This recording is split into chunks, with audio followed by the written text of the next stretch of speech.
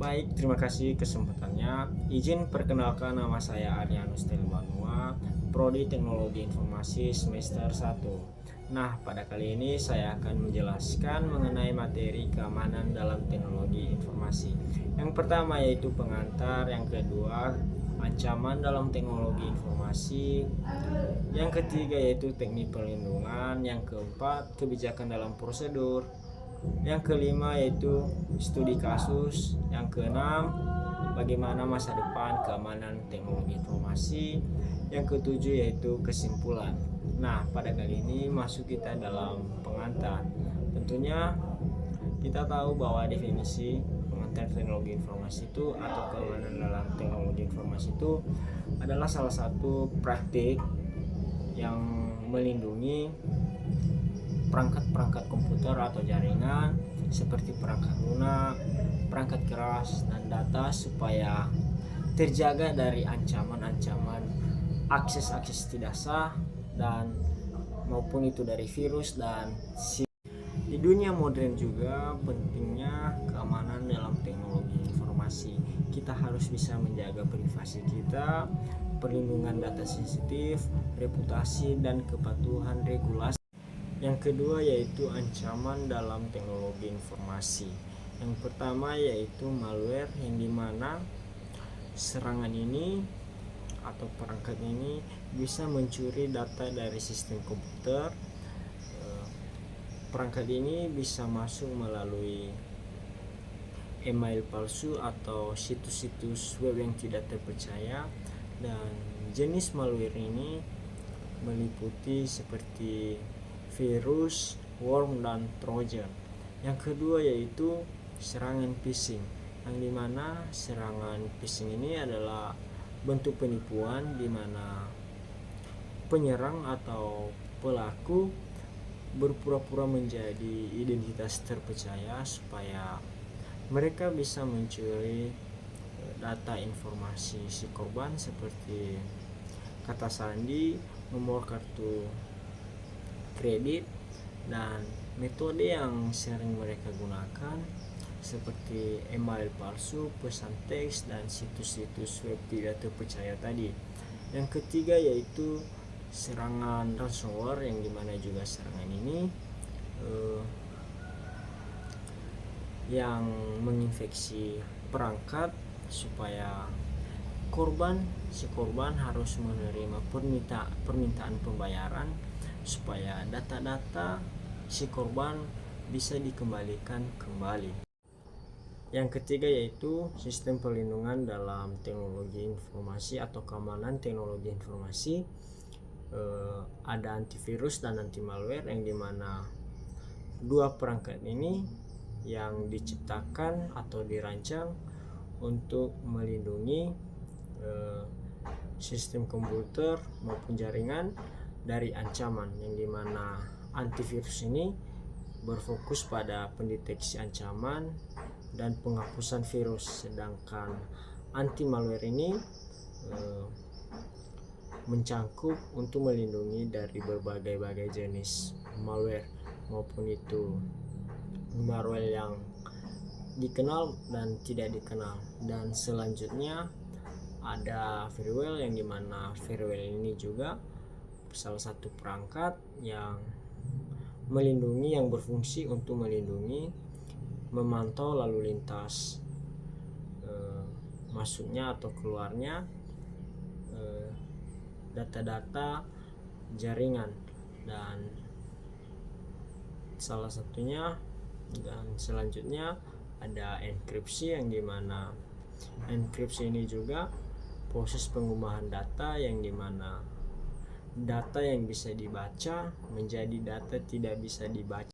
Yang keempat yaitu kebijakan dalam prosedur, yang dimana kebijakan dalam prosedur ini adalah kita harus bisa menjaga privasi kita, seperti kata sandi. Kita harus bisa memiliki kata sandi yang kuat, minimal 8 sampai 14 karakter.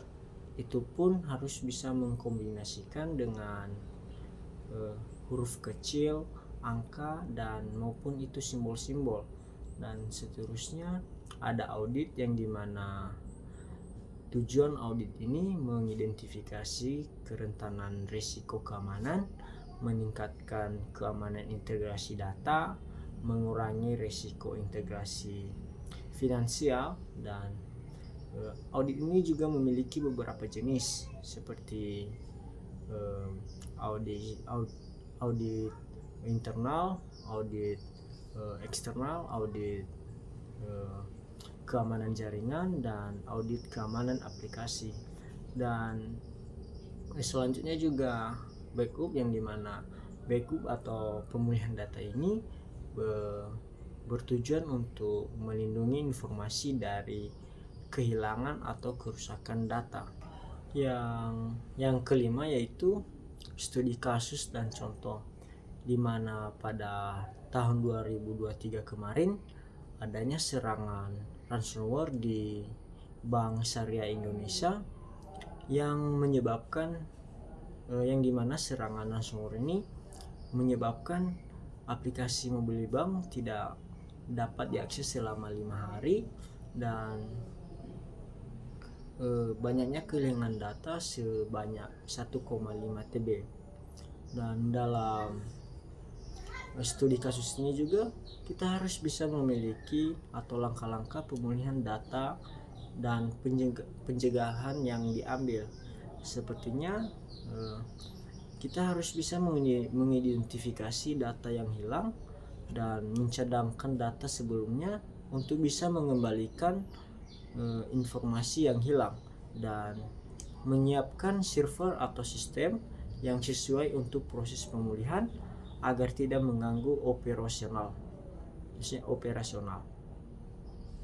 Yang keenam, masa depan keamanan teknologi informasi, yang dimana memiliki tren dan tantangan seperti kecerdasan dalam buatan AI, dimana atau semakin digunakan untuk mendeteksi dan merespons ancaman siber secara otomatis.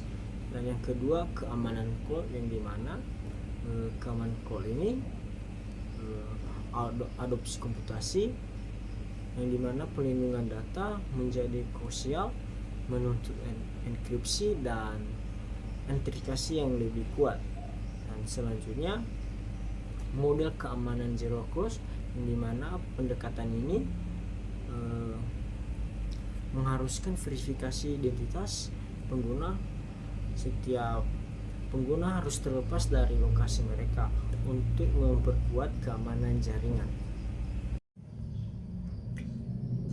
Sebagai tambahan mengenai jenis-jenis keamanan dalam teknologi informasi, yang pertama yaitu ada keamanan fisik, yang dimana harus melindungi setiap aset maupun itu fisik bangunan, peralatan, dan dokumen.